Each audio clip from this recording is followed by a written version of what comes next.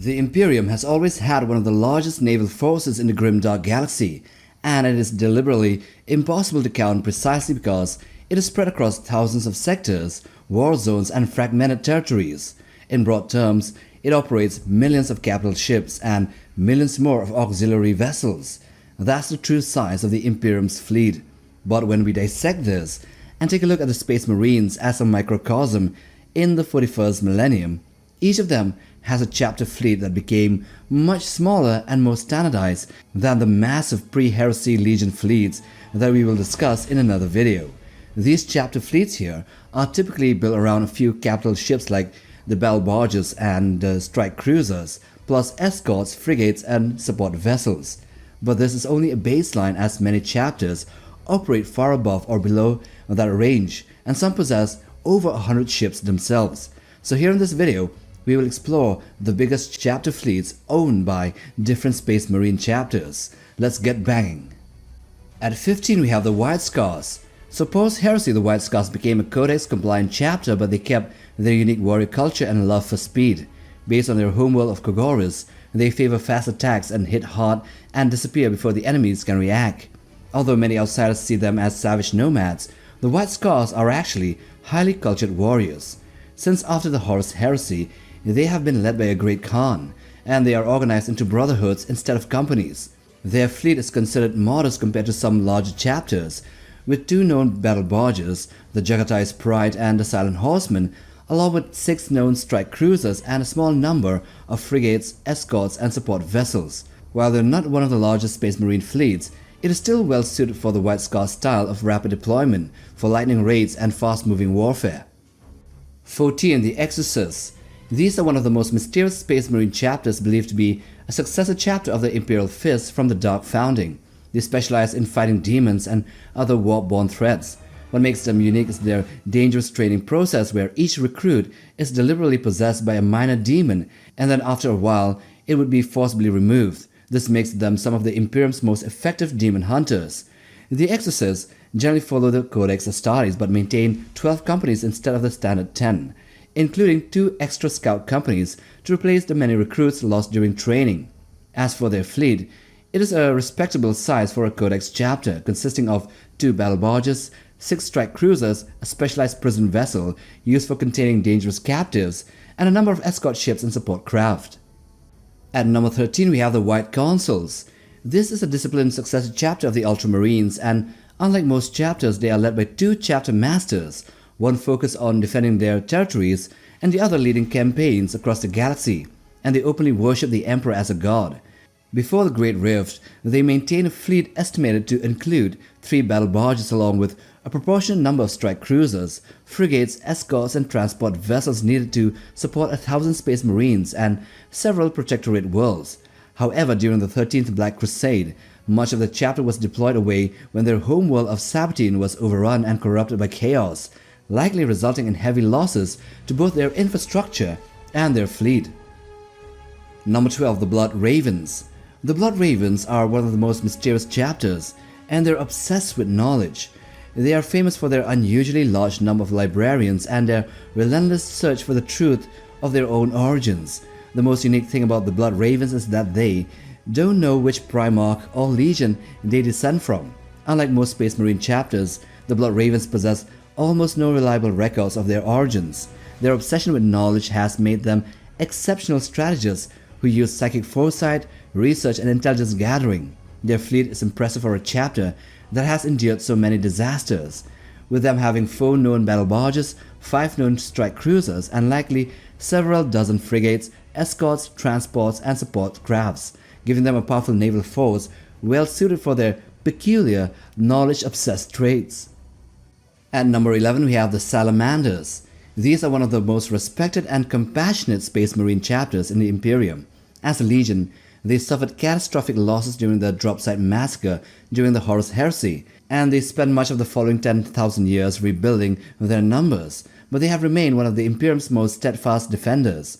Their fleet is medium-sized though, despite being a first founding chapter.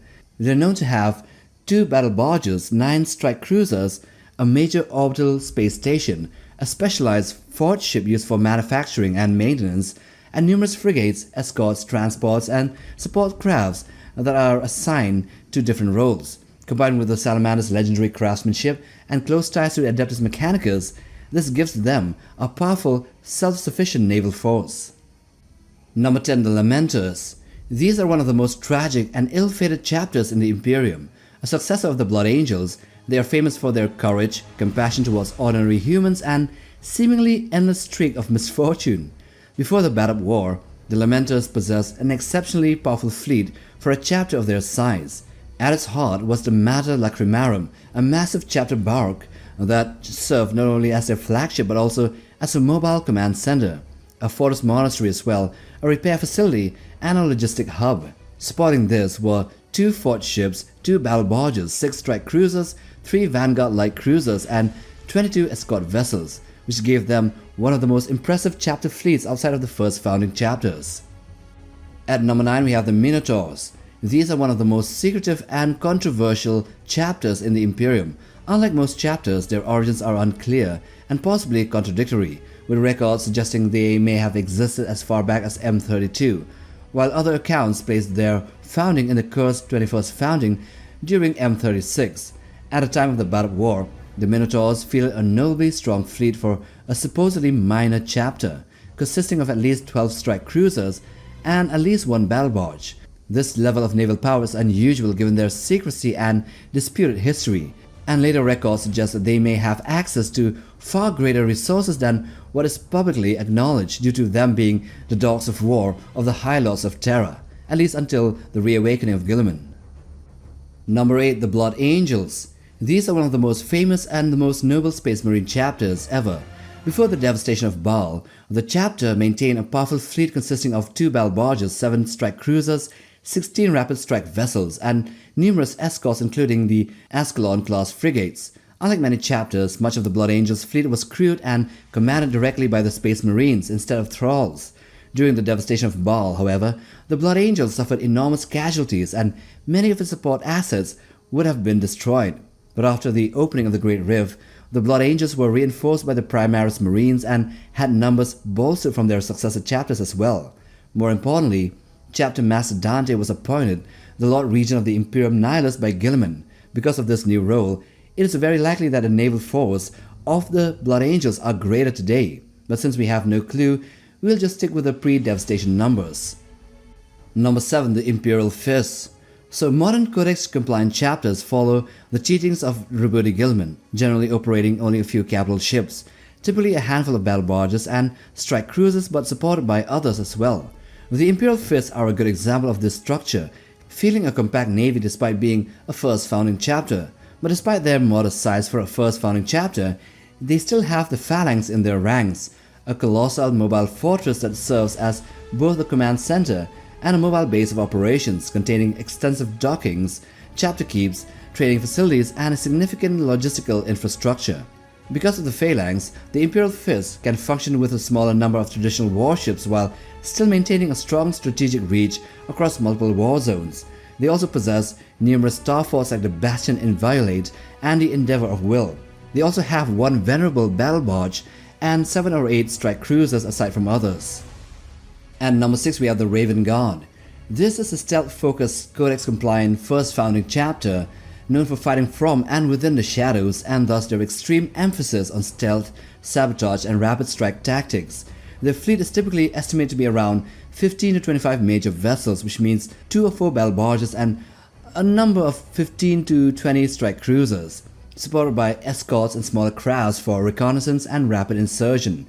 Their fleet doctrine is designed to be flexible, which reflects the Raven Guard's overall doctrine of dispersed operations and autonomous stealth missions.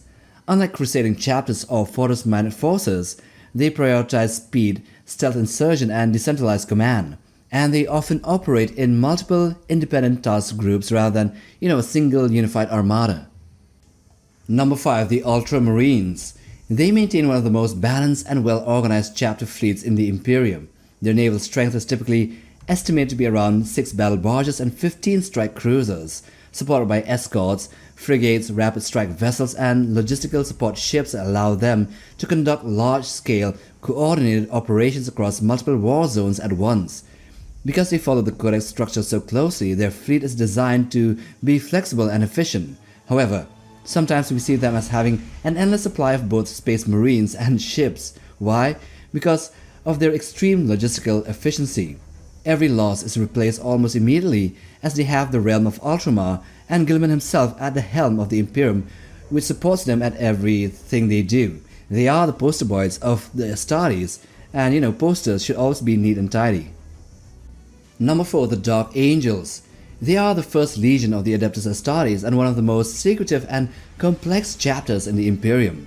After their homeworld Caliban was destroyed just after the Horus Heresy, their fortress monastery, the Angelicaster, and the mountain it was on survived the destruction because of the Void Shields and thus became the massive mobile fortress known as the Rock, which now serves as their home, command center, and primary fleet anchor for the chapter and the unforgiven successor chapters.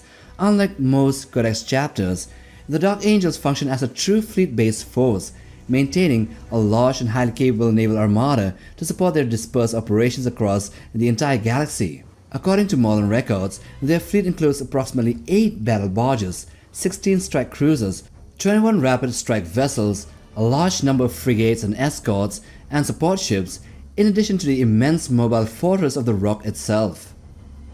On the third spot we have the Space Wolves. These are one of the most independent and culturally distinct chapters in the Imperium, descended from the Primarch Leman Russ. Unlike most chapters, they openly reject many parts of the Codex Astartes, preferring to their own traditions, pact-based organization, and the teachings of Russ. In terms of fleet strength, the Space Wolves maintain an unusually large and aggressive naval force for a single chapter, numbering over 100 vessels. Their fleet typically includes around 8 battle barges, 30 strike cruisers, more than 20 squadrons of Hunter-class destroyers, and also 20-plus frigate squadrons of Gladius and Nova-class vessels, along with a huge number of fighters and gunship wings for support. They also uniquely operate the massive Ramillies-class star forts like the Goremenial and the Mjolnir, which functions as both mobile fortress bases and strategic anchors for their operations, and this gives them a far more expansive and self-sufficient fleet than most Codex-compliant chapters. Number 2. The Scythes of the Emperor. So this is an Ultramarine successor chapter. For most of their history, they were based on the world of Sotha, where they guarded the mysterious Pharaoh's device. Their greatest tragedy came during the invasion of High Fleet Kraken, when Sotha was devastated and the chapter was virtually destroyed. What makes the Scythes particularly remarkable is the size of their fleet before the fall of that world. According to available lore, when the chapter escaped, only 26 vessels remained, and this was stated to be less than a quarter of their original naval strength. This suggests that before that, the Scythes possessed likely somewhere around 110 to 120 vessels. That figure is extraordinary for a chapter. While most Codex-compliant chapters operate a handful of battle barges, strike cruisers, and escorts, they appear to have maintained a very big fleet, a vast fleet, especially for them not being a first founding chapter. And of course, number 1, the Black Templars. They are arguably one of the most powerful Space Marine chapters in terms of fleet strength and numbers alone. They are descended from the Imperial Fists, and they are led by the legacy of Sigismund. They rejected the traditional Codex chapter structure and instead they waged an eternal galaxy-spanning crusade for more than many millennia now. Because of their forces being scattered across countless war zones, they would require a fleet far larger than that of a normal chapter. Their known vessels include the legendary battle barge called the Eternal Crusader, at least 10 other battle barges and 13 strike cruisers listed in various sources, alongside training ships, forge ships, escort squadrons of frigates and destroyers, logistic vessels, transports, and numerous other warships. The Battle Fleet Gothic material notes that the chapter possesses a frightening strength equivalent to roughly 6 Codex chapters. This suggests a fleet numbering well into the hundreds of vessels, with a very large section composed of logistical ships, to support their crusades all across the galaxy. They would need supplies. And so with that, we end this video on the biggest Space Marine chapter fleets in 40k.